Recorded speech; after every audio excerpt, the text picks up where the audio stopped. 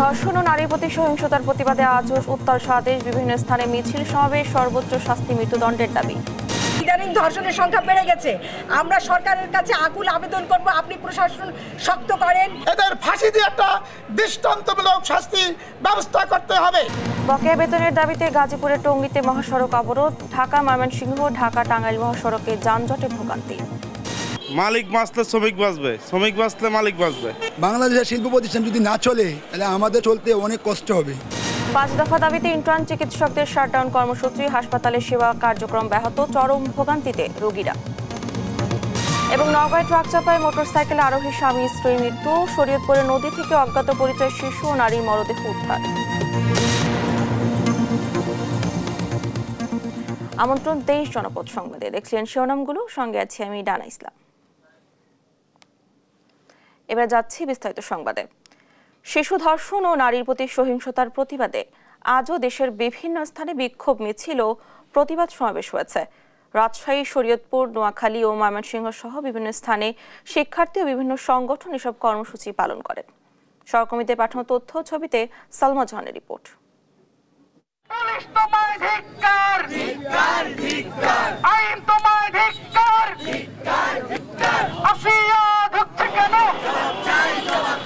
নারীর প্রতি সহিংসতার প্রতিবাদ এবং ধর্ষকের সর্বোচ্চ শাস্তির দাবিতে দেশের বিভিন্ন স্থানে আজও মানববন্ধন ও বিক্ষোভ কর্মসূচি হয়েছে। মঙ্গলবার সকাল 10টায় রাজশাহীর সাহেববাজার 0 পয়েন্টে মানববন্ধন করে বাংলাদেশ মহিলা পরিষদ রাজশাহী জেলা ও বিশ্ববিদ্যালয় শাখা। নারীর প্রতি সহিংসতা রুখতে সরকারকে কঠোর হওয়ার আহ্বান জানান বক্তারা।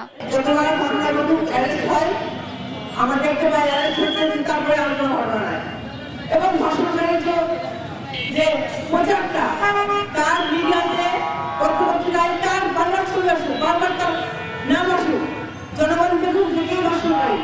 এছাড়া একই দাবিতে প্রতীকী ফাঁসির মঞ্চ তৈরি করে প্রতীকী রায় কার্যকরের মধ্য দিয়ে আন্দোলন অব্যাহত রেখেছেন রাজশাহী বিশ্ববিদ্যালয়ের শিক্ষার্থীরা। আমার সোনার বাংলা, শরীয়তপুরে ধর্ষকের সর্বোচ্চ শাস্তি ফাঁসির দাবিতে বিক্ষোভ মিছিল করেছে জেলা জাতীয়তাবাদী মহিলা দল। মঙ্গলবার সকাল 10:30টায় কেন্দ্রীয় শহীদ মিনার থেকে মিছিল বের হয়ে প্রধান শহর প্রদক্ষিণ করে জেলা প্রশাসকের কার্যালয়ের সামনে গিয়ে শেষ হয়। ধর্ষণের সংখ্যা বেড়ে গেছে। আমরা সরকারের কাছে আকুল আবেদন করব, আপনি প্রশাসন শক্ত করেন এবং দেশকে অত্যন্ত শৃঙ্খলিতভাবে চালানোর চেষ্টা করেন, কারণ বাংলাদেশের অর্ধেক জনসংখ্যা হচ্ছে নারী। দ্বিতীয় দিনের মতো ময়মনসিংহ নগরীর টাউন হল মোড়ে বিক্ষোভ কর্মসূচি পালন করে শিক্ষার্থীরা। নোয়াখালীতেও একই ইস্যুতে মিছিল সমাবেশ হয়েছে। সালমা জাহান, নিউজ ডেস্ক, দেশ টিভি। ধর্ষণের প্রতিবাদ ও ধর্ষকদের সর্বোচ্চ শাস্তির দাবিতে রাজধানীর শাহবাগে অবস্থান নিয়েছে বিক্ষুব্ধ শিক্ষার্থীরা। এ নিয়ে আলোচনাতে যুক্ত হচ্ছেন সহকর্মী হাসান মাহমুদ। হাসান, সবশেষ কি পরিস্থিতি শাহবাগে, কি বলছেন বিক্ষুব্ধরা, জানাবেন। ডানা, আপনাকে ধন্যবাদ। যেমনটা বলছিলেন যে সারা দেশে যে পরিমাণ ধর্ষণের ঘটনা বেড়ে গেছে তারই প্রেক্ষিতে কিন্তু সারা দেশে আসলে বিক্ষোভ মিছিলের ঘটনা ঘটছে। এবং আমরা দেখছিলাম যে কিছুক্ষণ আগে, অর্থাৎ এখন থেকে 3টার দিকে রাজু ভাস্কর্য থেকে আসলে একটি বিক্ষোভ মিছিল শাহবাগ দিয়ে প্রধান উপদেষ্টার কার্যালয়ের স্মারকলিপি দিতে যায়, যেটি বামপন্থী সংগঠনগুলোর যে ছাত্র সংগঠন, সেই সংগঠনগুলোর একটি সমন্বিত ব্যানারে তারা কিন্তু প্রধান উপদেষ্টার কার্যালয়ে স্মারকলিপি দিতে যাওয়ার কর্মসূচি দিয়েছিল।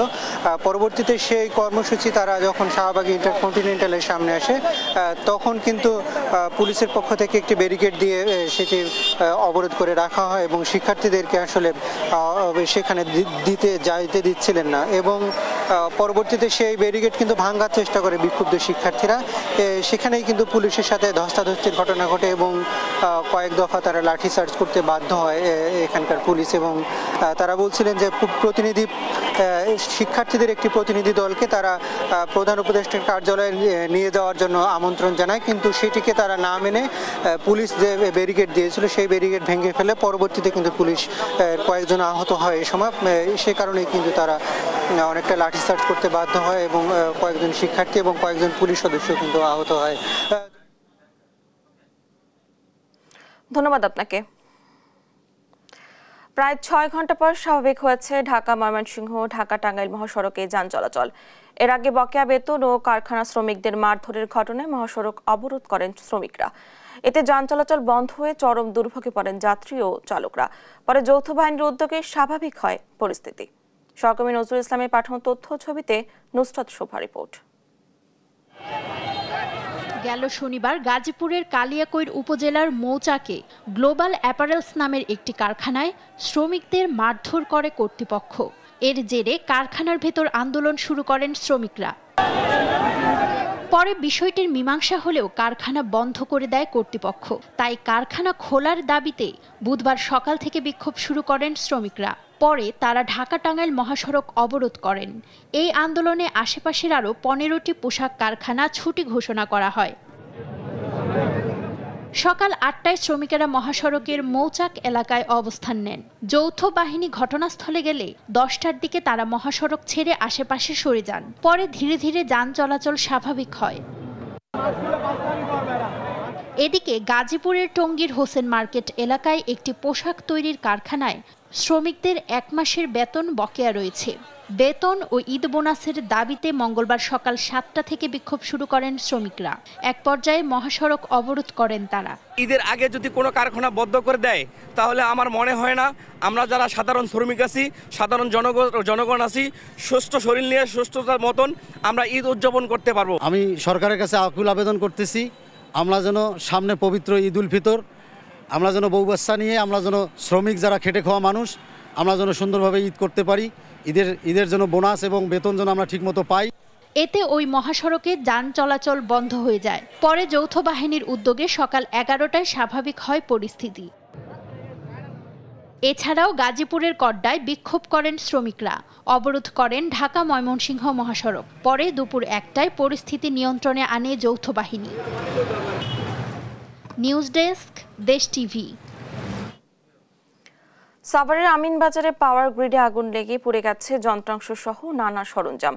এ সময় কয়েকটি এলাকায় বিদ্যুৎ সরবরাহ বিঘ্নিত হলেও বেলা 11টা থেকে বিকল্প উপায়ে বিদ্যুৎ সরবরাহ স্বাভাবিক হয়। এদিকে আগুনের কারণ অনুসন্ধানে তদন্ত কমিটি গঠন করেছে উপজেলা প্রশাসন। সাভার থেকে দেওয়ান ইমনের পাঠানো তথ্য ছবিতে শামীম হোসেনের রিপোর্ট। মঙ্গলবার সকাল 7:15টায় হঠাৎই ভয়াবহ আগুন লাগে সাভারের আমিনবাজার পাওয়ার গ্রিডে। কালো ধোঁয়ায় ছেয়ে যায় পুরো এলাকা। আতঙ্ক ছড়িয়ে পড়ে আশপাশের এলাকায়। শব্দ একটা হলো আর কি, হওয়ার পরে চারিদিকে কেমন একটা আতঙ্ক বিরাজ করলো। তারপরে আমরা আসলাম, এসে দেখলাম আর বিশাল একটা ধোঁয়ার হচ্ছে। তারপরে আগুন একবারে ধাঁধা করে উপরে উঠতেছে আর কি। আট ভাইয়েরা বলতেছে যে দূরে যাও, দূরে যাও, দূরে যাও, একটা বাস্ট হতে পারে। এটা এখান থেকে সারা ঢাকা শহরে বিদ্যুৎ চলে আর কি।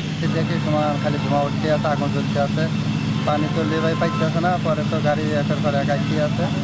পরে আস্তে আস্তে এখন খবর পেয়ে প্রথমে সাভার ও ট্যানারি ফায়ার সার্ভিসের 5 ইউনিট ঘটনাস্থলে পৌঁছে আগুন নিয়ন্ত্রণে কাজ শুরু করে। তীব্রতা বেশি হওয়ায় পরে আশপাশের স্টেশন থেকে আরো 4টি ইউনিট ঘটনাস্থলে পৌঁছায়। প্রায় 3 ঘন্টায় নিয়ন্ত্রণে আসে আগুন।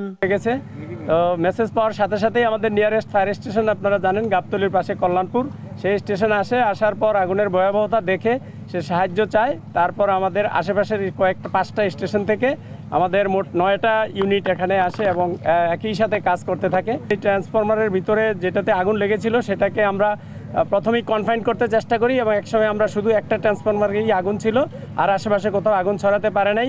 নির্বাপন করা একটু টেকনিক্যাল এবং একটা টেকনিক অ্যাপ্লাই করা লাগে। আমরা পরবর্তীতে 9:15টার সময় আগুনটাকে আমরা নিয়ন্ত্রণে নিয়ে আসছি। আগুনে পুড়ে গেছে বিদ্যুৎ কেন্দ্রের গুরুত্বপূর্ণ বিভিন্ন সরঞ্জাম। আগুন লাগার কারণ ও ক্ষয়ক্ষতির পরিমাণ জানতে 5 সদস্যের একটি কমিটি করেছে উপজেলা প্রশাসন। আগুন পুরোপুরি নিয়ন্ত্রণে এসেছে। তো একটি তদন্ত কমিটিও বিদ্যুৎ কর্তৃপক্ষের মাধ্যমে শুনতে পেলাম, তার একটা তদন্ত কমিটিও গঠন করেছে ইতিমধ্যে আর কি। তো ক্ষয়ক্ষতির পরিমাণ কী পরিমাণ হয়েছে সেটা তদন্ত কমিটি তাদের প্রতিবেদনে উল্লেখ করবে এবং আগুনের সূত্রপাত কীভাবে হয়েছে সেটাও তদন্ত কমিটি তাদের প্রতিবেদনের মাধ্যমে উল্লেখ করবে। এদিকে আগুনের ঘটনায় সাভার অঞ্চলের অধিকাংশ এলাকায় কয়েক ঘন্টা বিদ্যুৎ সরবরাহ বিঘ্নিত হয়। মঙ্গলবার দুপুরের দিকে বিকল্প উপায়ে বিদ্যুৎ সরবরাহ স্বাভাবিক হয়। নিউজ ডেস্ক, দেশ টিভি। ম্যাথস শিক্ষার্থীদের অযৌক্তিক দাবির বিরুদ্ধে নিজেদের 5 দফা দাবিতে কমপ্লিট শাটডাউন কর্মসূচি পালন করছে দেশের বিভিন্ন মেডিকেল কলেজের শিক্ষার্থী ও ইন্টার্ন চিকিৎসকরা। সেবা বন্ধ থাকায় ভোগান্তিতে পড়েন সাধারণ মানুষ। সহকর্মীদের তথ্য ও ছবিতে আপনূপ রিপোর্ট। ম্যাথস শিক্ষার্থীদের অযৌক্তিক দাবির বিরুদ্ধে ও নিজেদের 5 দফা দাবিতে কমপ্লিট শাটডাউন কর্মসূচি পালন করে দেশের বিভিন্ন মেডিকেল কলেজের শিক্ষার্থী ও ইন্টার্ন চিকিৎসকরা।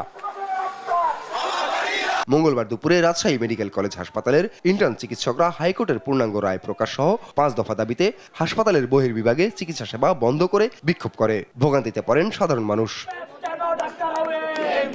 MBBS ডিগ্রি ছাড়া ডাক্তার পদবি ব্যবহার বন্ধ সহ 5 দফা দাবিতে কর্মবিরতি পালন করে সিলেট MAG ওসমানী মেডিকেল কলেজের ইন্টার্ন চিকিৎসক ও সাধারণ শিক্ষার্থীরাও। এ সময় হাসপাতালের আউটডোরে তালা ঝুলিয়ে দেয় তারা।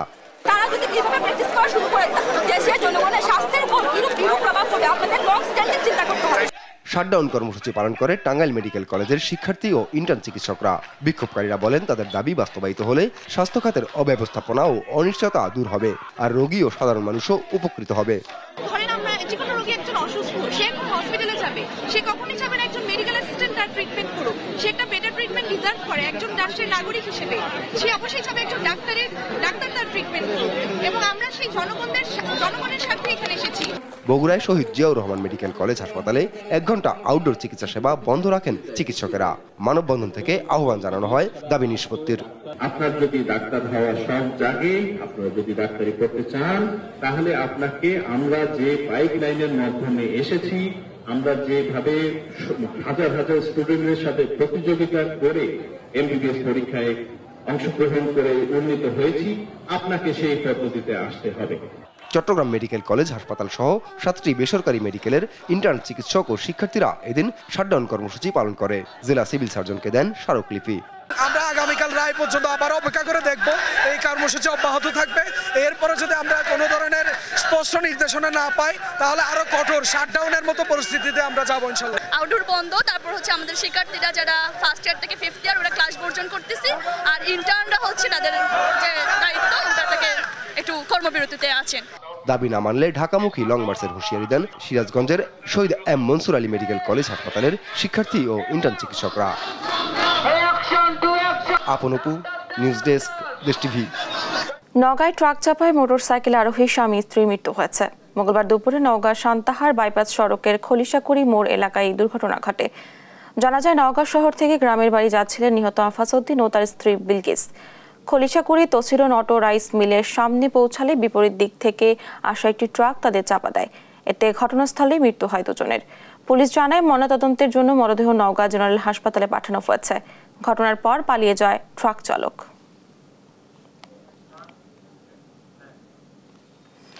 শরীয়তপুরের গোসাইরহাটে নদীর পাড় থেকে অজ্ঞাত পরিচয় নারী ও শিশুর মরদেহ উদ্ধার করেছে পুলিশ।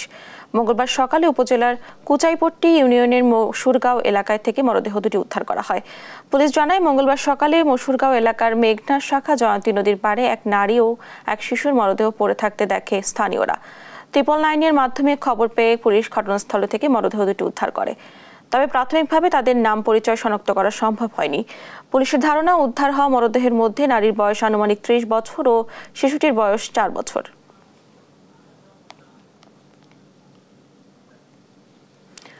ব্রাহ্মণবাড়িয়ায় খেজুরের প্যাকেট জাতের নাম ও মূল্য না থাকায় 4 ব্যবসায়ীকে 9,000 টাকা জরিমানা করেছে ভোক্তা অধিকার সংরক্ষণ অধিদপ্তর। মঙ্গলবার দুপুরে জেলা শহরে বিভিন্ন স্থানে এই অভিযান চালানো হয়। অভিযানে নেতৃত্ব দেন ব্রাহ্মণবাড়িয়া ভোক্তা অধিকার সংরক্ষণ অধিদপ্তরের সহকারী পরিচালক ইফতেখারুল আলম রিজভী।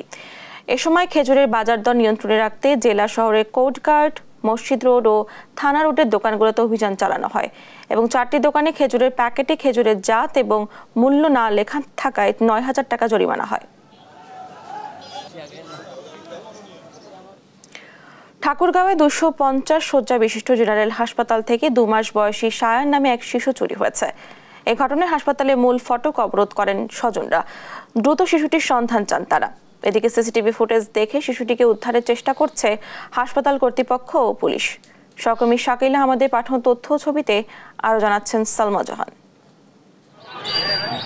শ্বাসকষ্টজনিত সমস্যা নিয়ে গেল রোববার ঠাকুরগাঁয়ে 250 শয্যা বিশিষ্ট জেনারেল হাসপাতালের শিশু ওয়ার্ডে ভর্তি করানো হয় সদর উপজেলার মুন্সিরহাট এলাকার বাসিন্দা শিমুল ও হাসি বেগম দম্পতির 2 মাস বয়সী সন্তান সায়ানকে। এ সময় হাসপাতালে অপরিচিত এক নারীর সঙ্গে পরিচয় হয় ওই দম্পতির।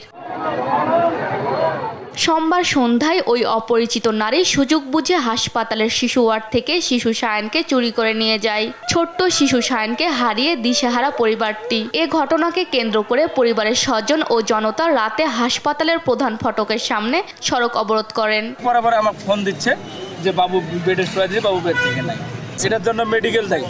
টয়লেটে গেছে, আসে দেখে বাচ্চাটা নাই। তখন সিস্টারদেরকে বলা হয়েছে ওখানে যে বাচ্চাটা না, ওরা টিটকারি করতেছে, ওরা বলতেছে আপনি বাচ্চা তো কোথায় গেছেন।